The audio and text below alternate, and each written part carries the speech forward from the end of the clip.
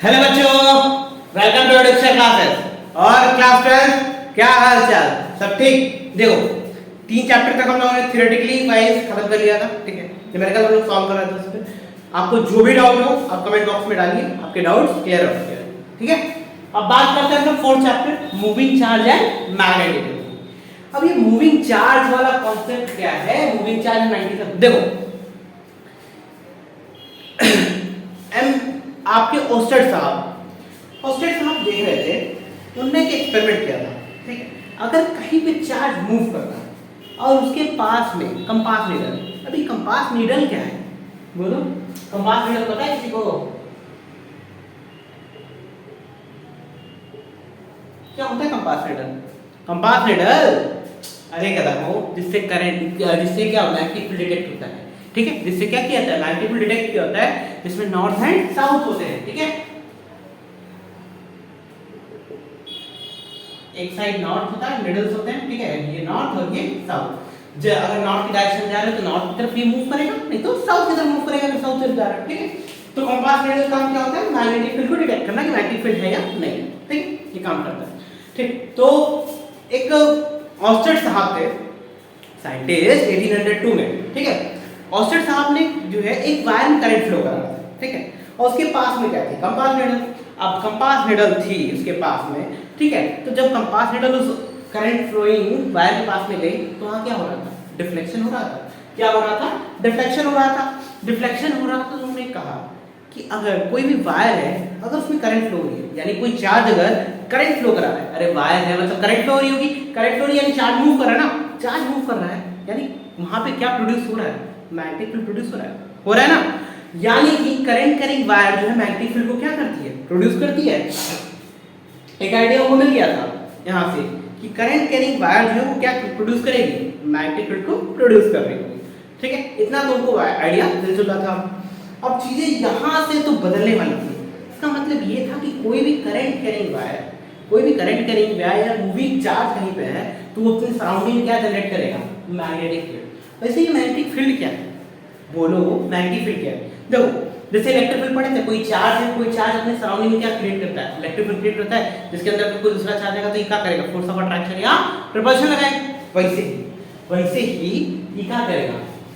Compass needle वाला current अगर कहीं पे फ्लो हो रही है, कहीं पे अगर करंट फ्लो हो रही है, तो अगर कोई दूसरा वाला करंट फ्लोइंग वायर, कोई करंट फ्लोइंग चार्ज आएगा तो क्या करेगा? अपने सराउंडिंग में रीजन बनाए हुए है ना, उसके अंदर आओगे तो फोर्स ऑफ अट्रैक्शन या रिपल्शन लगाएंगे। फोर्स ऑफ अट्रैक्शन या रिपल्शन लगाएगा, वही जो रीजन है वो क्या है? मैग्नेटिक फील्ड है। क्या है? Magnetic field. तो किसी भी चार्ज के सराउंडिंग का वो फील्ड जहां पे अगर कोई दूसरा चार्ज एंटर करेगा तो उस पे क्या लगाएगा? अट्रैक्शन या रिपल्शन फोर्स अप्लाई कर रहा होगा, ठीक है। तो ऑस्टेड साहब ने सबसे पहले इस एक्सपेरिमेंट को किया था कि अगर कोई भी करंट कैरिंग वायर है, करंट कैरिंग लूप है, तो उसके सराउंडिंग में क्या जनरेट हो जाएगी? मैग्नेटिक फील्ड जनरेट हो जाएगी। बोलो, हो जाएगी ना? चलो देखते हैं। कोई भी ये करंट कैरिंग वायर, अब करंट कैरिंग वायर के सराउंडिंग में अगर आप हो, ठीक है, करंट कैरिंग वायर, अब इसके सराउंडिंग में आप लेके गए क्या? कंपास नीडल लेके गया तो देखा गया कि वहां पे क्या हो रहा है? डिफ्लेक्शन। यानी कि अगर कोई भी करंट कैरिंग वायर है उसके सराउंडिंग में क्या जनरेट होगी? मैग्नेटिक फील्ड जनरेट होगी। अब मैग्नेटिक फील्ड को किससे रिप्रेजेंट करते हैं बोलो? बताओ, मैग्नेटिक फील्ड को किससे लिखते हैं? वेक्टर बी से। किससे रिप्रेजेंट करते हैं? Vector B. Magnetic field represent by vector B, ठीक है। इसकी यूनिट क्या होगी? मैग्नेटिक फील्ड की क्या होगी? टेस्ला। मैग्नेटिक फील्ड की यूनिट क्या होगी? टेस्ला होगी, ठीक है। अब देखो, सीजीएस यूनिट क्या होगी मैग्नेटिक फील्ड की? गॉस। क्या होगी? गॉस, ठीक है। अब देखो 1 गॉस इक्वल्स टू क्या होता है? 10 की पावर -4 टेस्ला। बोलो, होगा? ठीक है। 1 गॉस इक्वल्स टू 10 की पावर -4 टेस्ला। अब देखो, जब वो करंट कैरिंग वायर लेके गए, ठीक है, तो देखो हुआ क्या? कोई इरेज करें, इतना चीज नोट कर लो पहले। मैग्नेटिक फील्ड को किससे लिखते हैं? बी से। इसकी एसआई यूनिट क्या होती है? टेस्ला। हाई कौन सा यूनिट है? एसआई यूनिट, ठीक है, tesla. CGS unit gauss. 1 gauss equals to 10 की पावर -4 टेस्ला। नोट करो। चलो देखो ऐसे करना, ठीक है।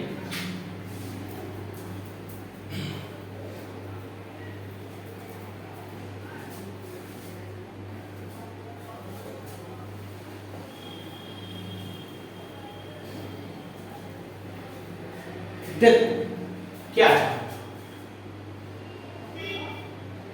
कोई भी करंट कैरिंग वायर है, इसके अंदर भाई कार्डबोर्ड लगाना है, क्या लगाया है, कार्डबोर्ड, ठीक है।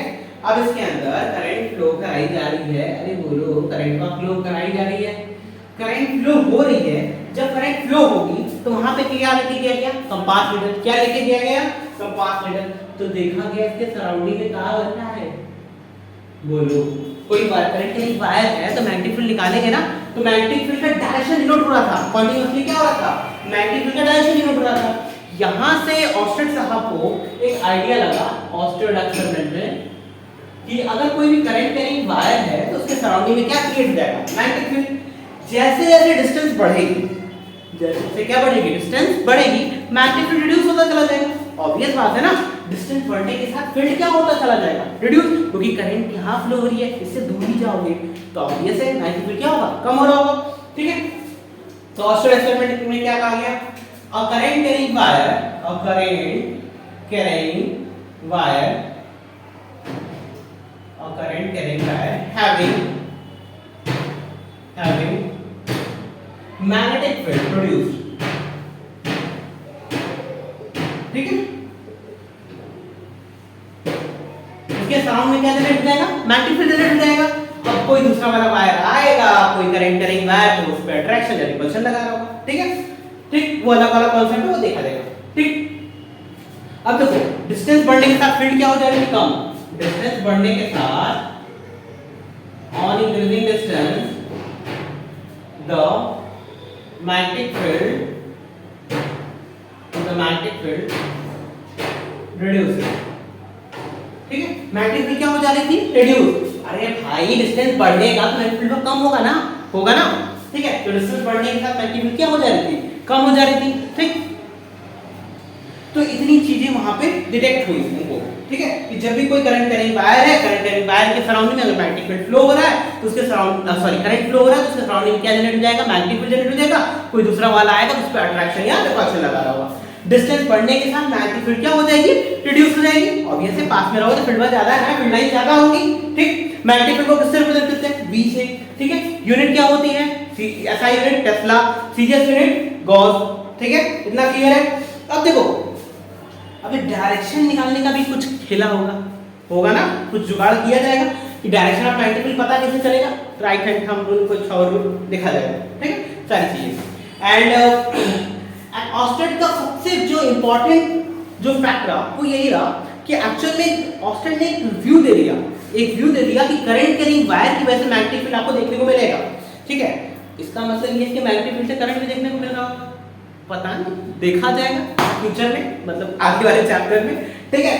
तो इतनी चीजें ऑस्टेड एक्सपेरिमेंट में बताई गई, ठीक। अब ऑस्टेड एक्सपेरिमेंट जैसे जैसे चीजों को बताएंगे उसके बाद फिर अब एक लॉ पढ़ेंगे हम लोग, bio-Savart's law, and after that comparison करेंगे ऑस्टेड लॉ में, ऑस्टेड की जो एक्सपेरिमेंट ऑस्टेड लॉ में, बायो-सेवर्ट लॉ और कूलम्ब्स लॉ में हम लोग क्या करेंगे, कुछ कंपैरिजन करेंगे, जो हम लोग बायो-सेवर्ट लॉ पढ़ेंगे और कूलम्ब्स लॉ, ठीक। तो ऑस्टेड का एक्सपेरिमेंट यही था कि करंट कैरिंग फ्लो है तो उसके सराउंडिंग मैग्नेटिक फील्ड बना होगा, मैग्नेटिक फील्ड क्रिएट हुआ होगा, तो ऑब्वियस बात है कि कोई दूसरा वायर अगर आएगा करंट कैरिंग वायर तो उस पर अट्रैक्शन या रिपल्शन फोर्स लगेगा, उसके सराउंडिंग में क्या बन गया, मैग्नेटिक फील्ड। मैग्नेटिक फील्ड क्या होता है बोलो, ठीक है, जहां वो रीजन जहां पे दूसरा वाला आएगा तो अट्रैक्शन या रिपल्शन फील करेगा, ठीक है।